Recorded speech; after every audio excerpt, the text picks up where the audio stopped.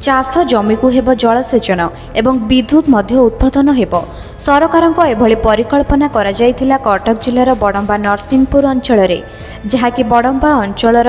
हाडुआ dam दुई पहाड़ मझिरे 600 कोटी टंकारु ऊर्ध्व टंकार निर्मित हेउथिबा डैम शेष पर्यायर 2023 मसीहारू कार्य आरंभ होई चलित वर्ष मे मासरे ठिका संस्थार अवधि पुरुथिबा बेले लोकार्पण पई अंचलवासी करिसेंती अपेक्षा। डैम टी कंक्रीट रे तैयारी हेउथिबा बेले लंबा 380 मीटर रहिछि जहार कि 60 वर्ष आयुष रहिथिबा सूचना मिलिछि। एही डैम रे 3641 हेक्टर चाष जमी को पानी जीवा सह 1 मेगावाट विशिष्ट विद्युत उत्पादन करने लक्ष्य रखा जाइछि जहाँकि पाख आखरे थिबा झरणा नाଳ एवं वर्षा पानी 170 स्क्वायर किलोमीटर दूररू पानी आसी एही डैम रे गच्छित होई रहिबो बोली सूचना रहिछि। अन्यपटे एही डैम को नहीं खुशी नाहांती विस्थापित। एपर्यंत सठिक सर्वे होइनी कि संपूर्ण प्राप्य मिलिनी जहाँकि मरिबू पछे भिटामाटी छाड़ी जीवु नाही कहिसंती उच्छेद अपेक्षा थिबा ग्रामवासी। डैम होची से हमको प्रतिश्रुति देथिले जे तुमको एकर प्रति 8 लाख टका जमीन देबो किंतु एबे हमको एकर प्रति देछंती 60 रु 65 भीतर किंतु हमर एठी हम बसवास करछु 10-12 घर 10-12 घर हेले हमर टोटल लोक संख्या होती 60 रु 65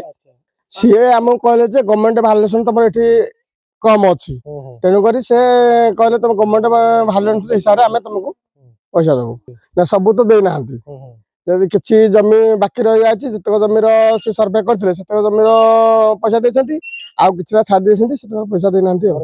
सेठी हम कहछंती कंसेल बालीमाला से जगह देबे बोली किंतु आमे कहलु जे हम जदि जे जंगल भीतर उठिबु तिने हम तळकु जिबु से कहले जे तळे जगह नाही आ तुम पंचायत भीतर ही तुम रहिबो कौन करू आम तो बारंबार कंप्लेन दबा भीतर से कहले तले जगह ना तेणु करी सेठी कंसेल जो बालीमाला जगह सेठी तुम प्रस्ताव रख तुम सेठी रहबो ए बंध होजी बोली ताको उठुंदी हमको हे जा से उठुंदी हमको पैसा पाइनु आया पैसा हमर जमीन 4 एकर जाउची ए धान फसल दे करछु आ कोन करियो अच्छा जमीन जंगल रे चलछु हां धान हेता सब गाड़ी हे गला धान जो ओपन हे गला न पे सब उडी गला कहि मे मास दे बोली तो नकली नाही जे बंध पानी रे बुडी करू जे बुडी छाड़ी हिंदे आ कोन करिबा रहबुनी आ सरकार उठौ जा कोन करियो। एही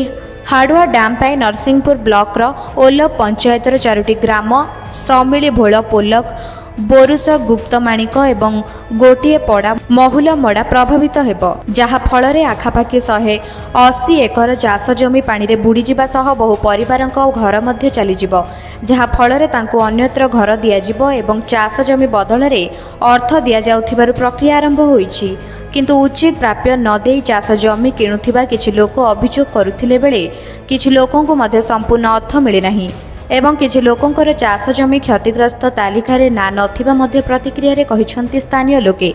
चलित वर्ष मे मासरे डैम टी शेष हेबाकु आशा रखा जाइथिबारु कार्य द्रुत गति रे आगे चलिछि किंतु डैम रे लागुथिबा एवं पाखरे रहिथिबा कलंकी लुहार देखिले डैम कार्यर मानकु नै संदेह सृष्टि हेउछि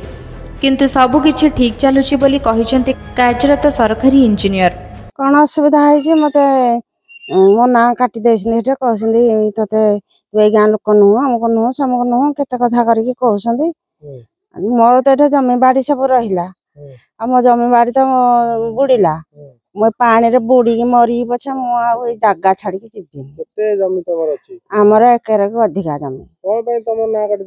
के जानी से कौन काटिले दिन सब ना ठीक ठाक करके ठीक टाइम बेसी मो ना काटिदेले के जानी दलाल पशिले कि कौन पशिले सी कथा से जानी पैसा केमी पाइबे मुझे जगार के जीविनी जगार बुड़ी की मरी पछे जीविनी असुविधा है कौन आम